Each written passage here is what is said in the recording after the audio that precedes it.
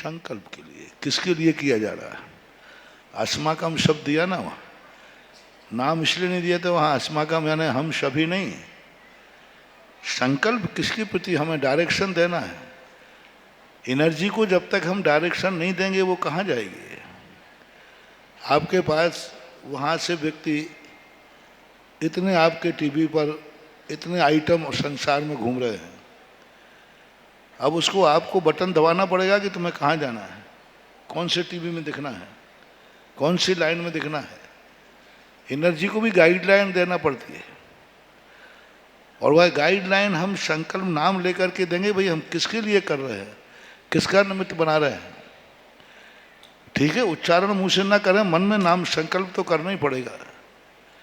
उच्चारण करने से दो फायदे, क्योंकि निर्देश का अर्थ ही होता है आप एक क्रिया किसके लिए कर रहे हैं। लक्ष्य विहीन क्रिया कहाँ जाएगी। लक्ष्य विहीन क्रिया का क्या मतलब है। लक्ष्य हमें बताना पड़ेगा, पर्पस बनाना पड़ेगा, किसके लिए कर रहे हो, किस पर्पस से कर रहे हो। वो मन में संकल्प करो अथवा उच्चारण में संकल्प करो, करना पड़ेगा। और दूसरा, सामने वाले को वैसे ही उसके मन में अपने आप में हार्मोन्स बदल जाते हैं कि अब कोई चिंता नहीं है, मेरा नाम महाराज के मुख से और भगवान के सामने निकल गया है। 50% वो वहीं एकदम ऐसा आनंद होता है जिसका नाम शांत धारा में निकलता है ना, उसी सेकंड यदि उसके पास कोई एनर्जी लेवल नापने का हो तो एकदम देखना उसको कितना स्पंदन होता है। एकदम उसके मन में एक आनंद की लहर दौड़ जाती है। ओ मेरा नाम भूल गया। मैंने एक बताया ना कोटा में कि एक महिला कोमा में पड़ी हुई है, वो होश में है। हुक्म काका के सुनाया था ना, तो उन्होंने वैसे ही कान में लगा के उसको प्रतीत, क्योंकि उसको शांति धारा का बड़ा लगाव था। तो लाइव तो शांति धारा चलती है, तो हम कहीं भी शांति धारा करते तो प्रतिदिन से उसके घर वाले उनका कान में लगा देते थे। उस दिन उसका नाम बोला,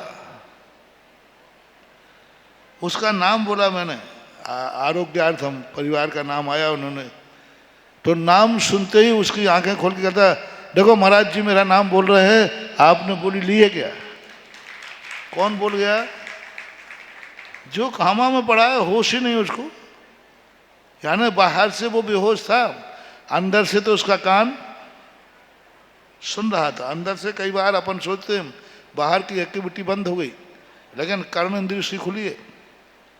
कई बार कामा में देखो अपन बोलो तो उसकी आंख में आंसू आ जाता है, लेकिन वो कोई क्रिया प्रति उत्तर नहीं दे पाता।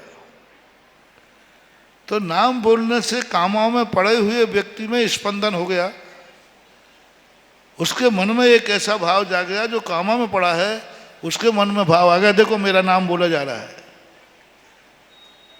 तो अब ये स्थितियां जब बनती हैं तो कुछ नहीं, क्या हो रहा है, दूसरे का नाम बोलता है तो तुम्हें बेकार लगता, वेस्टेज हो रहा है। और उस दिन तुम्हारा नाम लिखा हो तो 90% लोग इतने इतने नाम पढ़ना, 100 200 नाम पढ़ना, घंटों शांति धारा का महत्व खत्म हो गया।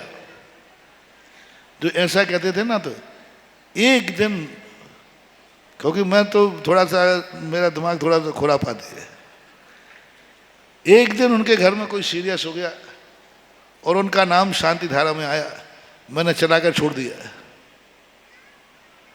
मन में तो पढ़ लिया, अब उनको खलबली मच गई, महाराज जी मेरा नाम छूट गया, मैंने तो बोली भी ली थी, मेरा नाम छूट गया। मैंने कि समय बहुत ज़्यादा हो रहा तो वेस्टेज लग रहा था मुझे, मैंने भी छोटियाँ ले ली। मैंने इतने नाम पढ़ रहे थे तो मैंने समझा ये बेकार समय खराब हो रहा है। अरे महाराज सबके लिए भली खराब हो, मेरे ही नाम के लिए आपका समय खराब हो रहा था। हमेशा बहुत गलत प्रचार है। तुम्हारा खुद का नाम बोले, अरे जब तुम शांति धारा कराते हो तो मैं रिश्तेदार के नाम लिखाते हो, और दूसरे के नाम बोलते हैं तो वेस्टेज है। आप एक दूसरा पॉइंट आपको देता हूं, जब महाराज के पास कोई अंदर बैठा हो, तुम बाहर इंतजार कर रहे हो और थोड़ा टाइम लग रहा हो तो तुम्हें क्या महाराज जी इतना टाइम देते हैं, बेस्ट देखो आधे घंटे हो गया 15 मिनट बेस्ट टेस्ट कर रहे हैं टाइम का। महाराज को इतनी माथा पूरी नहीं करना चाहिए। और जब तुम अंदर आते हो तब मैं एक दिन क्या हुआ कि किसी काम को देख रहा था, मंदिर का नक्शा था, कुछ था, सब सही था, और मैं पहले देख करके हाँ कह चुका हूँ। उन्होंने कहा महाराज जी एक बार और देख लो। देखने बाद मैं उत्तर ही नहीं दे पा रहा हूँ। मैंने कहा भाई मुझे ये नक्शा समझ में नहीं आ रहा है। बोले महाराज अभी तो सुबह आपने देख कर कहा था ठीक है। मैंने कह दिया होगा मुझे नक्शा समझ में नहीं आ रहा है, और मैं भी देख रहा हूँ उसमें कोई गलती नहीं है। तो बोले महाराज गलती क्या है? तो मैंने पता नहीं क्या गलती, लेकिन मुझे समझ में नहीं आ रहा है। करीबन 8 से 10 मिनट तक मैं उन नक्शे में गलती देखता रहा, कोई गलती नहीं दिख रही, लेकिन मैं हाँ नहीं कह पा रहा हूँ। मैंने कहा ये क्या बात है, ऐसा देखता। फिर मैंने थोड़ा आंख उठा के यूं देखा, कोने में 2 व्यक्ति बैठे थे, और वो भी इसी लाइन के थे, वो भी मेरे से बात करने आए थे। उन 2 को बैठते थोड़े दिमाग ने कहा ये 2 नकारात्मक एनर्जी दे रहे हैं, ये दोनों नकारात्मक एनर्जी दे रहे हैं। मैंने उनसे पूछा भाई क्या बात है? तुम लोग दोनों बाहर जाओ। जैसे ही उनको बाहर किया, 1 मिनट मैंने नक्शा देखा, मैंने कहा सब सही है, ठीक है। अब मैं आश्चर्य में कि मुझे 8-10 मिनट में क्या हो गया था। फिर उन दोनों व्यक्ति को बुलाया, मैंने कहा आप बैठे बैठे क्या कर रहे थे? बोले मैं यही कर रहा था कि कब खिसके यहाँ से।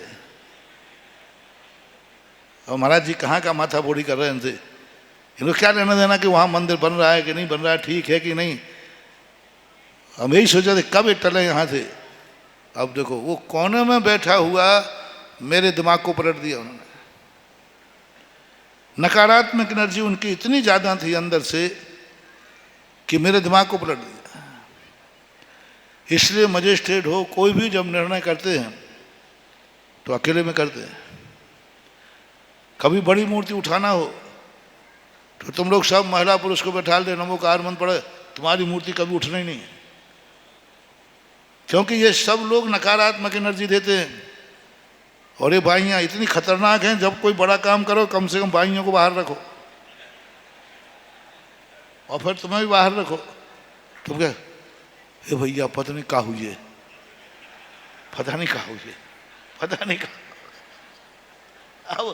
अब हमारा पावर है कि कुछ नहीं होगा, सब ठीक होगा, लेकिन 100 महिलाएं क्या नकारात्मक एनर्जी दे रही, पता नहीं क्या। तो अब मेरी अकेली पावर उनकी 100 की पावर में अंतर तो, और तुम और अब पता नहीं क्या होगा, और थोड़ी सी झटका। इसलिए ऑपरेशन वाला भी अब उठे पेट फाड़ दो, उसके तो प्राण निकल जाएंगे। तो उस समय नकारात्मक एनर्जी, पावरफुल व्यक्ति चाहिए उस समय। जो नकारात्मक एनर्जी वाले हैं उनको दूर रखना चाहिए। इसलिए नाम आदि बोलना भली बार बार मत बोलो, एक बार तो बोलना ही चाहिए। इससे उसको शांति मिलती है, और आगम के अनुसार प्रतिज्ञा हो जाती है कि आज की शांति धारा फलाने व्यक्ति को लक्ष्य करके की जा रही है। वो एनर्जी भटकती नहीं है, ठीक उसी के पास जाती है।